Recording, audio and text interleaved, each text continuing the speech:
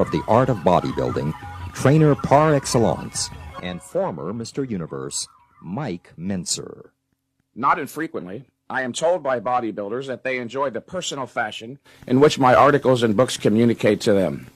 My writings are meaningful to many because in addition to dealing with limited bodybuilding issues, I also address their deepest concerns and interests. For instance, scores of bodybuilders from around the world who read my book, Heavy Duty 1, have informed me that it seemed like Chapter 1, entitled Bodybuilders Are Confused, was written specifically with him in mind. That through some special power, I was able to divine what was in his soul and then make explicitly clear what he had only kinda, sorta known or had merely sensed theretofore. Each was effusively grateful for what in effect was my having lifted the veil of mystification that had enshrouded his thinking and kept him confused on the subject of how to best proceed with his training. I accomplished this by logically identifying the nature and source of their confusion. It is this, understanding the nature and source of one's confusion, which is the first step toward resolving it. And make no mistake, confusion, self-doubt, and uncertainty can be monstrously intolerable, most assuredly incompatible with self-esteem, confidence, and happiness. Of course, I possess no special, non-rational insight which enables me to perceive things that others do not.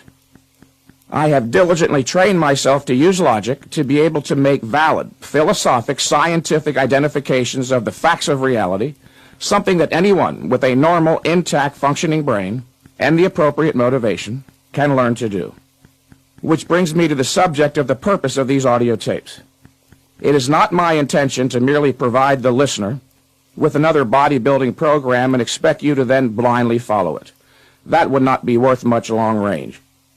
Instead, my purpose is to teach you to think logically about training and nutrition so that ultimately you'll be able to think independently about these subjects and thus become your own trainer, your own coach, and never again have to rely on the suspect opinion of others. And how do you put a price tag on that? That would be of inestimable value, for as wonderful as it may be to have a well-developed physique, without the ability to think logically and effectively about a subject that you have been passionately committed to, you are, in effect, consigning yourself to living as one half of a human being, a muscular individual who can't even think about that which is of enormous concern and interest. An interesting side note here, it was just 6 years ago that I decided to undertake a study and gain as thorough an understanding as possible of the nature of logic. I did so to improve my thinking on all important issues, including the theory of high-intensity training. I realized that if I wanted to be better able to develop my training clients' muscles, I had to further develop my mind.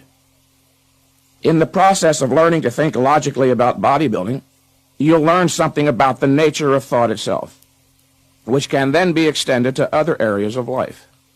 And with continued effort and study, you'll soon make the delightful discovery that you've been developing your intellectual range and thereby maturing as a human being should. The practical result is that you become a more efficacious individual with considerable dominion or control over his being. Why not consecrate this moment to that goal of not just actualizing your full muscular potential, but to the constant active expansion of your knowledge to an ever-widening range of achievement, including the reaching of your full human stature, which can be accomplished only by learning how to think properly, logically, not merely about the best manner in which to proceed with your bodybuilding, but about all of the crucial fundamental issues of human existence.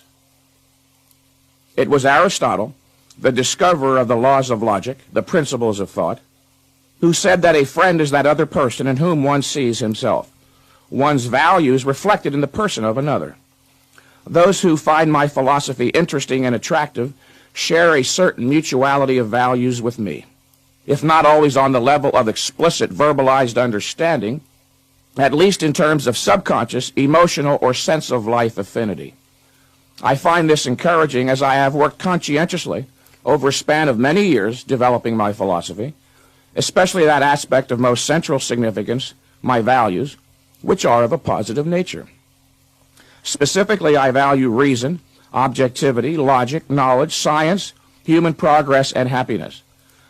The reason why the world has descended to the lowest rung of hell in man's history is because, despite the lip service paid them, such life-affirming values no longer predominate. The fact that so many bodybuilders possess a pro-mind, pro-life philosophy, or sense of life, means that there is still hope for man's long-range survival and success. What relevance do these issues have in a tape series about bodybuilding? They are eminently relevant if you are sincerely interested in developing your body, the most vitally important aspect, of course, being the brain. Bear in mind that bodybuilding does not exist in a vacuum apart from the rest of life, and that as a human being, knowledge is your means of achieving your goals.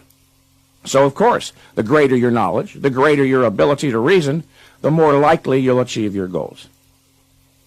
Lacking the rudiments of rationality necessary to critically analyze ideas, the average bodybuilder today finds himself impotently bewildered, awash in an oceanic proliferation of new theories on training and nutrition. Unable to even begin to properly evaluate or judge the flood of conflicting, contradictory misinformation, most bodybuilders flounder helplessly, taking years and years to develop a physique they should have obtained in months, or allowing the flame of their passion for a more muscular physique to be extinguished, they either cease their training efforts entirely or continue going to the gym merely as a social ritual to temporarily stave off the inevitable consequences of their refusal to think, namely anxiety and fear.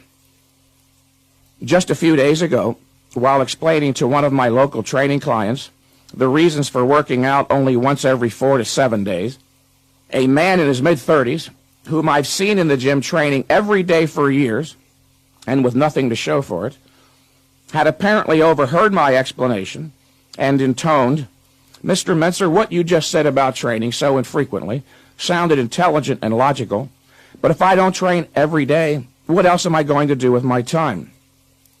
I was astonished at such a question, as the individual obviously didn't understand that he was implicitly admitting that his life had been one enormous betrayal.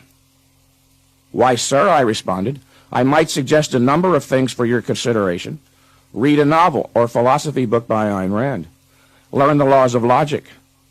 Translate what you had merely sensed about the nature of existence into an explicitly verbalized philosophy of life. Why, you might even study neuroanatomy and physiology. Yes, neuroanatomy and physiology. I'm always amazed at how much human beings take for granted their sacred existence.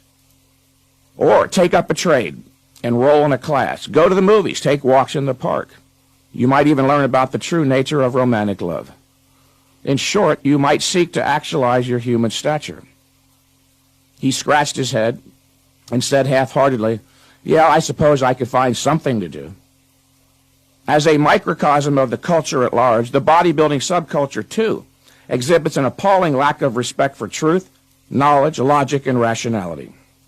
In certain cases, so great is the distance of ideas in this field from reality, one might characterize them as reflective of a type of modern madness or schizophrenia. For instance, the premise that there is no such thing as overtraining, only undereating. This idea represents the apotheosis of irrational thinking in this field, as it contradicts the most basic, fundamental principles of bodybuilding nutritional science. A brief, logical, critical analysis of this idea will reveal it immediately as a monumental absurdity. The notion that there is no such thing as overtraining, only undereating, implies that if you will only agree to overeat, then you can infinitely extend the limit to which you can train to stimulate the body to grow. And this simply is not true, because the supply of biochemical resources used up in the process of training to induce growth stimulation is, of course, strictly limited and cannot be restored instantaneously, which would have to be the case for this assertion to have any merit, no matter how much or how often one eats. Therefore, the amount of training one may engage in before it becomes overtraining is strictly limited. And if it were possible to infinitely extend the degree to which growth could be stimulated through the indefinite extension of training time and of the amount of food consumed, there would already be a legion of bodybuilders whose muscular development, would far exceed that of Dorian Yates, as most bodybuilders today are chronically, grossly overtrained and overnourished. Despite being touted as the science of modern bodybuilding, very few have engaged in any rigorous scientific thinking on the subject. In fact, the legitimate scientific medical community has long looked upon weight training rather gingerly, only recently according it a minuscule respect. The actual value of bodybuilding goes largely unnoticed because of the preponderance of low-grade mentalities controlling it. Unlike the hallowed researchers and practitioners of Western theoretical medical science, who rightfully pride themselves on exacting intellectual standards and noble ethical principles, too many of those involved in the sport industry of bodybuilding, and to a significant degree exercise science, have no explicit intellectual standards, and worse, their degree of control has emboldened them such that they actually take pride in violating ethical principles with promiscuous abandon. Unfortunately, too many of the self-styled experts in this field not only fail to make a nominal effort to stay apprised of the latest state-of-the-art knowledge, they actively evade such knowledge and even work diligently to suppress valid ideas that would help people to achieve greater progress, as well as to protect their health. Sheer innocent ignorance is one thing, but the conscious evasion and willful suppression of life-enhancing knowledge is another. The motive of such people is the irrational desire to project and protect an image of incontestable superiority and omniscient infallibility. Such only serves, of course, to make them look ridiculously pathetic and to pose a threat to the young and innocent who are apt to be duped by the crude sophistry of these not-so-big big shots. When someone establishes himself as an authority in bodybuilding or nutrition, or any other arena involving human well-being, that individual has an enormous ethical responsibility to do everything within his power to keep abreast of the latest word in human thought in that field. So there is absolutely no excuse for the bodybuilding orthodoxy, after 50 years, to continue promulgating the notion that more is better, advocating that bodybuilders train for hours a day, 6 days a week. This, I submit, is really obscene, as the dangers of overtraining have been described and well documented for decades. My goodness, the issue is human well-being. What does it take to make some people indignant? While those I just described should be censored heavily, they are instead among the most successful in this industry. Some may recall from my book Heavy Duty One that just as there are those individuals who do not tolerate exposure to high-intensity sunlight stress as well as others, with albinos, Scandinavians, and light-skinned people at the far left end of the continuum, and dark-skinned types and Negroes at the other, so there exists a similar situation with regard to individual exercise stress tolerance, with those who don't tolerate exercise stress well at one extreme, and those who do at the other. To advocate that all bodybuilders, or any for that matter, should train for hours a day is like suggesting that everyone, without regard for genetic considerations, should expose themselves to the intense summer sunlight at the equator for 2 hours.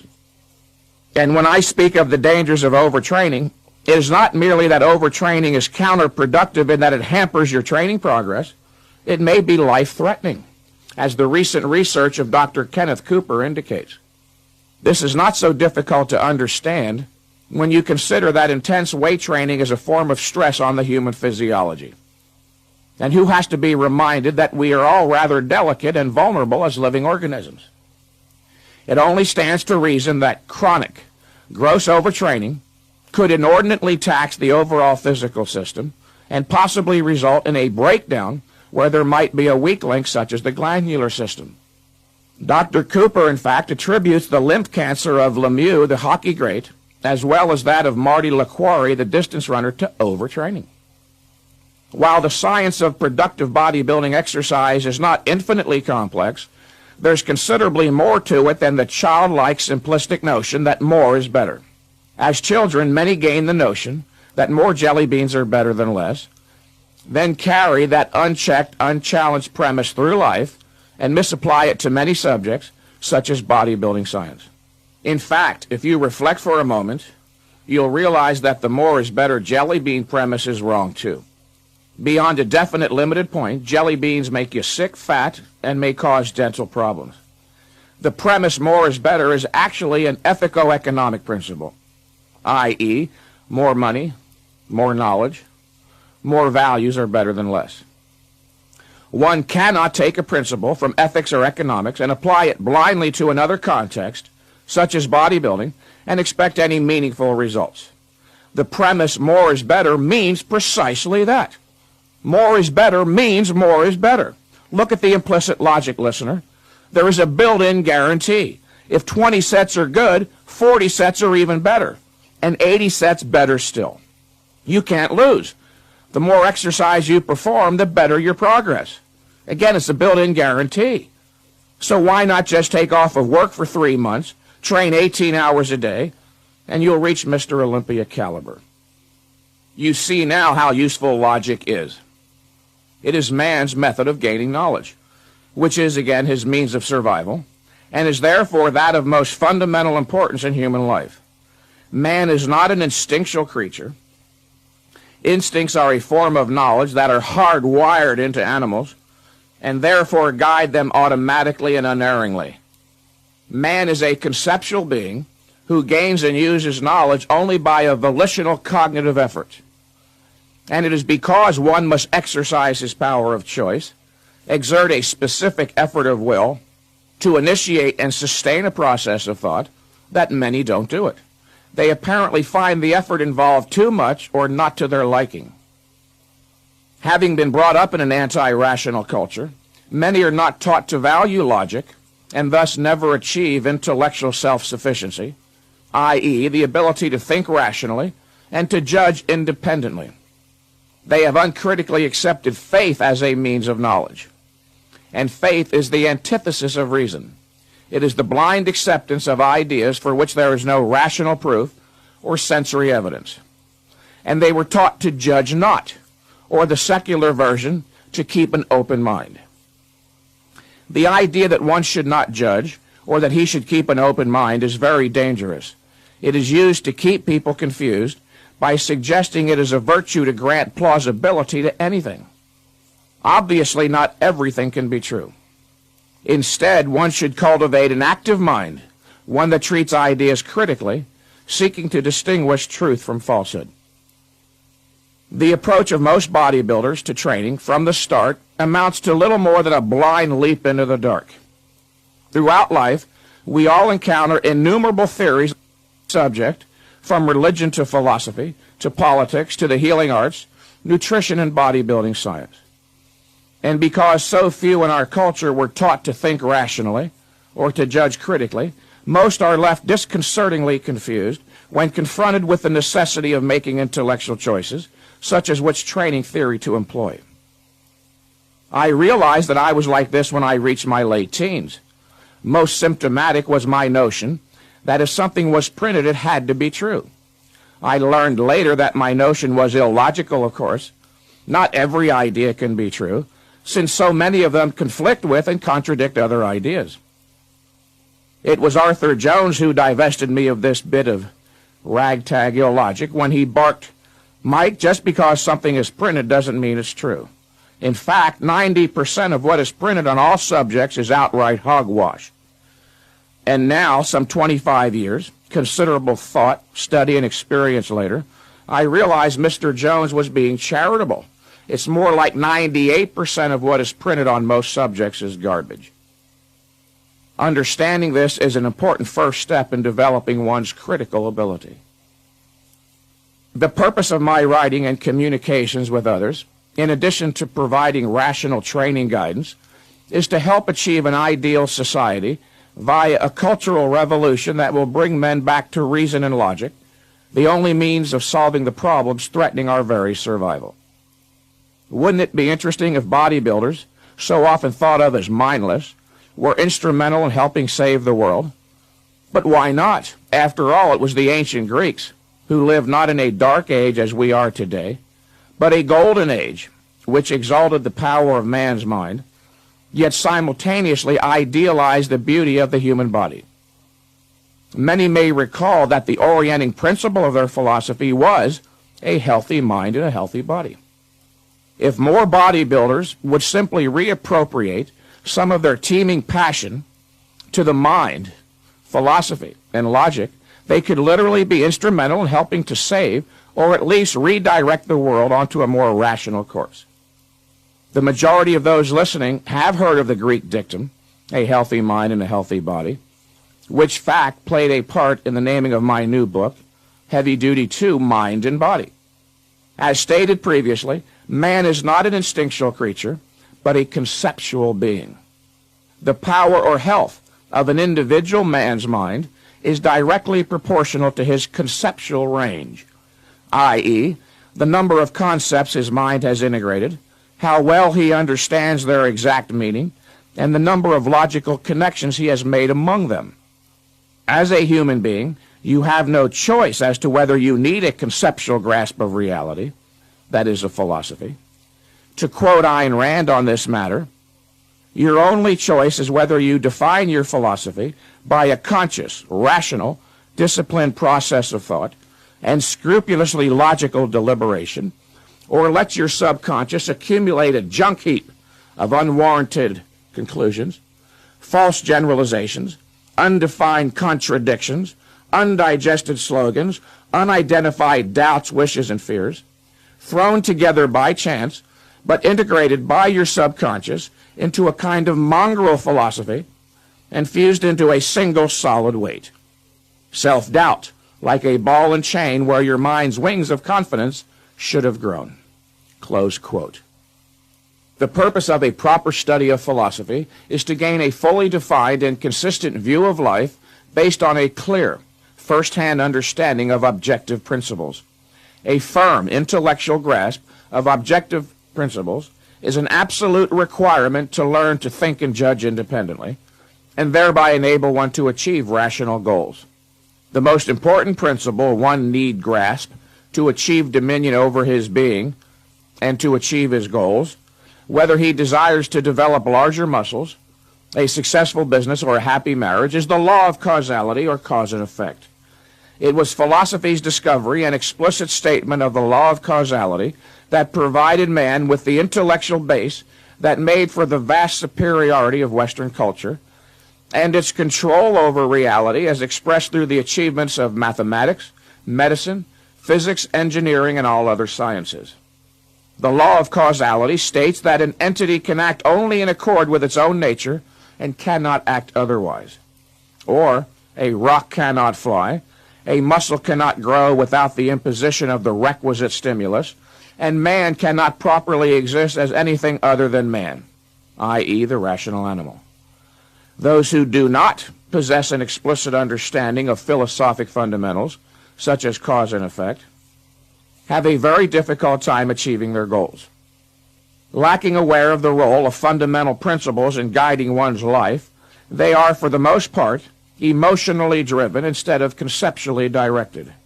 They seem to operate on the fuzzy notion that if their mere desire to achieve a goal is strong enough, such will suffice. And having never made it a policy to check for inappropriate mental habits, they semi-consciously resort to the unchallenged premise, more is better. If stated in words, their attitude would be, I want big muscles so badly, if I persevere and go to the gym religiously for hours every day, eventually I'll achieve my goal. After all, everything I've read and heard in the culture suggests that if I'm relentless, if I remain a slave to my art, through sheer dint of unrelenting effort, I must succeed. Well, the joke is on them, how pathetically wrong they are. We live in a reality that is an objective absolute. It is reality and its laws, the laws of nature, which dictate what causes must be enacted to affect the development of a rational mind, the development of a suntan, or the development of muscles beyond normal levels. Neither a wish, a whim, a hope, or dream is sufficient to cause a muscle mass increase. Neither is the application of a false idea or theory blindly accepted. This is the end of Side 1. Please turn over the tape.